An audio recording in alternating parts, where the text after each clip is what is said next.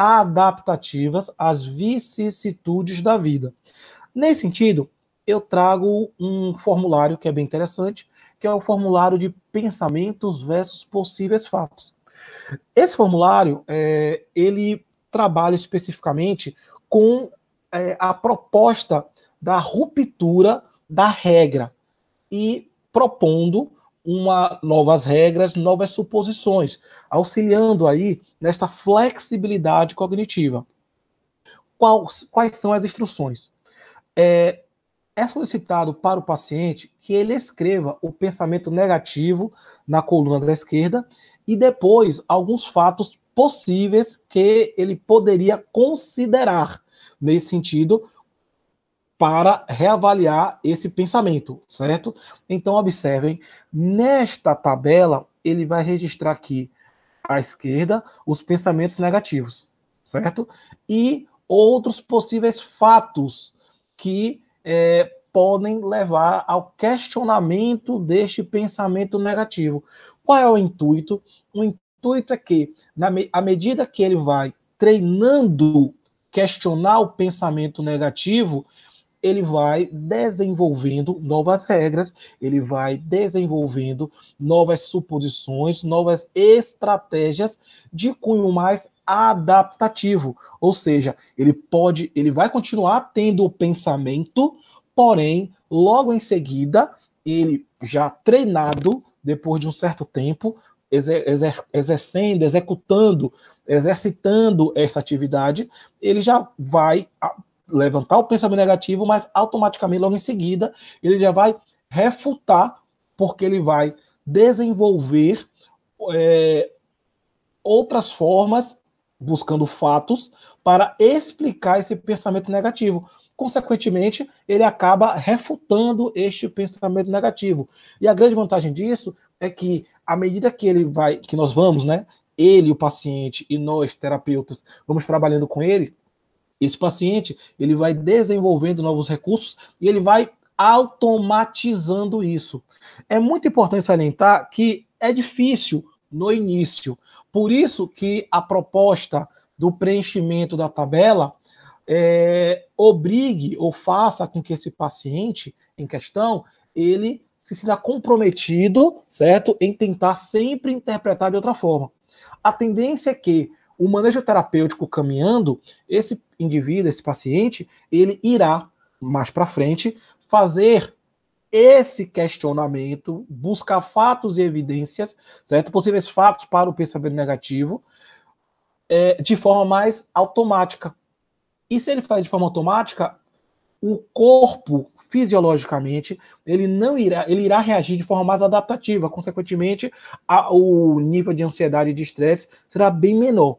Então, o formulário de pensamento versus possíveis fatos, eu acho bem interessante e fica aqui uma dica como um manejo para aumentar a flexibilidade cognitiva. Outra dica para a flexibilidade cognitiva é o exame de evidências. É outro formulário que eu acho muito funcional e bem legal. Vamos lá. A instrução é a seguinte: você solicita para o paciente que ele identifique o pensamento que vai avaliar. Nesse sentido, ele vai listar evidências contra e a favor da validade desse pensamento. Neste caso, a solicitação é que ele inclua evidências emocionais e irracionais, porque ajudará no processo de avaliação do formulário a entender como ele está pensando a respeito dessas coisas. Importante salientar. Nesse tópico, nesse momento aqui, eu solicito que o paciente escreva o seu pensamento. E aí é importante entender que escrever é um exercício fundamental, porque quando nós pensamos, nós estamos utilizando basicamente algumas estruturas cerebrais que que deixam a gente em um looping.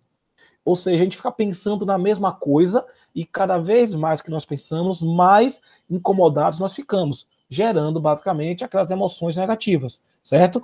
Quando nós solicitamos para o paciente que ele escreva, ao escrever, ele está utilizando outras regiões cerebrais que obrigam ele a, por exemplo, na redação, ou seja, na escrita, fazer sentido ao que ele está dizendo. E aí, muitas vezes, nesta construção, é interessante porque fica claro para ele o que ele está pensando. E aí, ele acaba racionalizando com mais facilidade, certo? Então, nesse sentido, o que é que eu trago? Eu trago essa tabela do exame de evidências. Então, ele vai escrever o pensamento que gera desconforto nele, certo? E, logo em seguida, ele vai procurar identificar quais são as evidências a favor e quais são as evidências contra. É muito importante salientar, para que estas estratégias, estes manejos sejam inseridos e que tenham uma maior eficácia, é importante que você já tenha trabalhado com o seu paciente, certo? O modelo cognitivo, que diz respeito a situação, pensamento, emoção e comportamento, deixando claro que tudo que eu penso produz o que eu sinto e produz o que eu faço. E tudo que eu faço é produto de como eu me senti, que é produto de do significado que eu atribuí ao fenômeno, ou seja, de como eu avaliei a situação. Então, primeiro nós trabalhamos com esse modelo cognitivo e, detalhe, discutir a questão das evidências é trabalhar especificamente com o entendimento das distorções cognitivas. Então, o paciente precisa entender que ele distorce. Logo, o exame de evidências serve basicamente para comprovar se esse paciente ele está distorcendo na interpretação dele, no julgamento que ele faz da situação, ou se ele está fazendo a avaliação real da situação. Neste caso, se as evidências a favor do pensamento forem em nível de quantidade e de peso maior que as evidências contra o pensamento, muito provavelmente é um pensamento real e ele não está distorcendo. Porém, quando as evidências contra o pensamento elas são são maiores, são mais pungentes e são mais pesadas nesse sentido, tem um maior peso, então significa dizer que aquele pensamento ele é um pensamento distorcido. E, balizado pelas evidências, cabe uma reavaliação e reestruturação desse pensamento. Certo? Eu espero que esse mini curso possa auxiliar vocês no manejo terapêutico de trabalho com os pacientes que vocês estão atendendo. No mais, muito obrigado.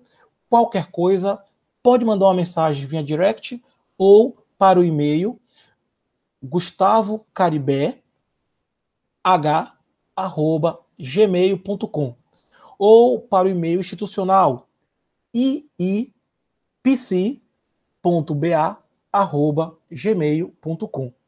Muito obrigado e até.